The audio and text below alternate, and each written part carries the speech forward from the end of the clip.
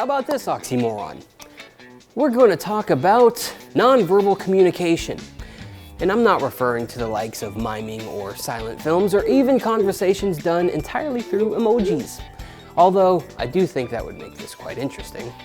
Nonverbal communication is what you're telling your audience without actually saying it. Nonverbals are everything that communicates but is not a word. Studies have shown that nonverbal communication comprises 93% of how we communicate with one another. Pretty crazy, right? 93%.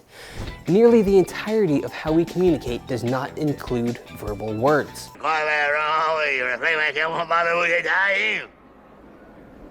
The tone in our voice gives a form of communication. The way we sit, the clothes we wear, the way we style our hair, if we do it at all, it gives a form of communication that our words just don't. And being mindful of these nonverbals is essential to your overall success in the workplace. I'm Chad Hembree from the Learning Group, and right now on For Your Information, I'm going to share with you 3 tips that will greatly improve your next sales call, one-on-one managerial meeting, or even your next water cooler conversation through harnessing the power of nonverbal communication.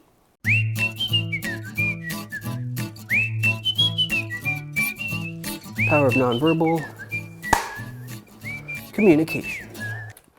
Volume and pace can say more about what you're saying than your actual words. Now, I kind of teased this in the open, but tip number 1 for your information is to watch your tone.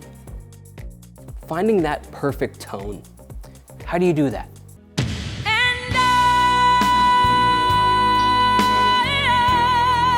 First, on one end of the extreme, just don't be monotone and flat.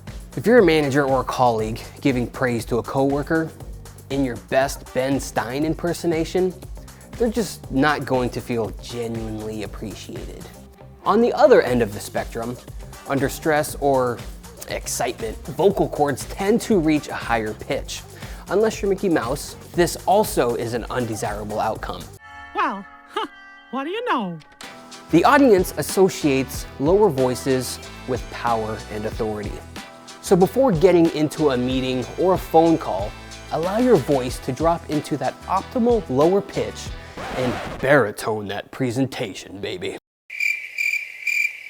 Well, that's probably getting a little too low and awkward, but I think you get my drift here. For your information, tip number 2 is body language. An article in Forbes stated that your audience will judge your credibility, confidence, empathy, and trustworthiness on your body language alone. In nonverbal communication, confidence is king. Now, if you find yourself standing during your presentation, your stance is a key indicator of that confidence level.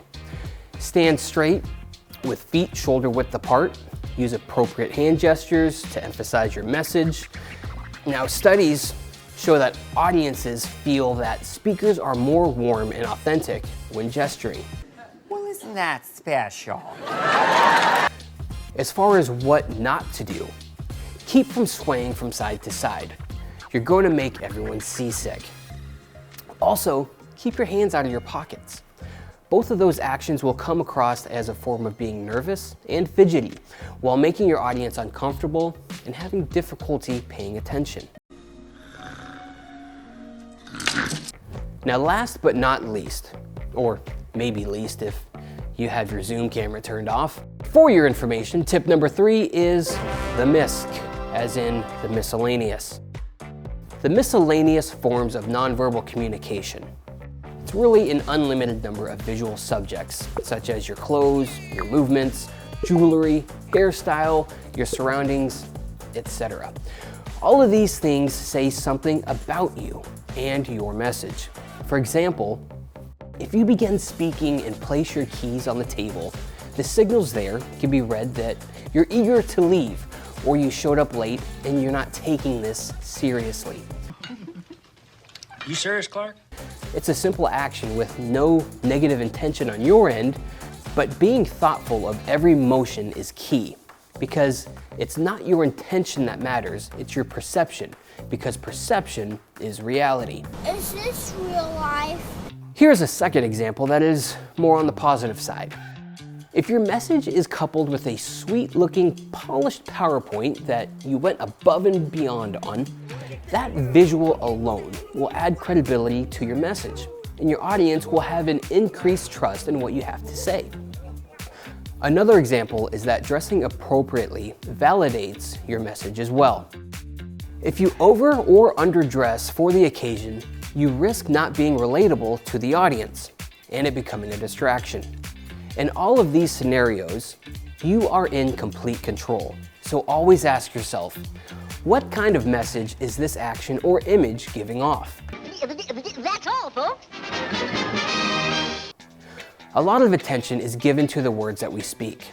Nonverbal communication is likely the most powerful form of communication that we have. Your nonverbal cues, the way you look, move, listen, react, and all of that tells your audience that you care about what you're presenting, and they will increase their trust, clarity, and rapport with you. I mean, why else do you think miming is such a respected institution? For the Learning Group, I'm Chad Hembree, and this was for your information.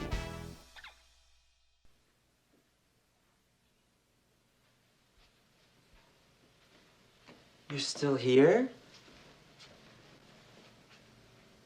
It's over. Go home.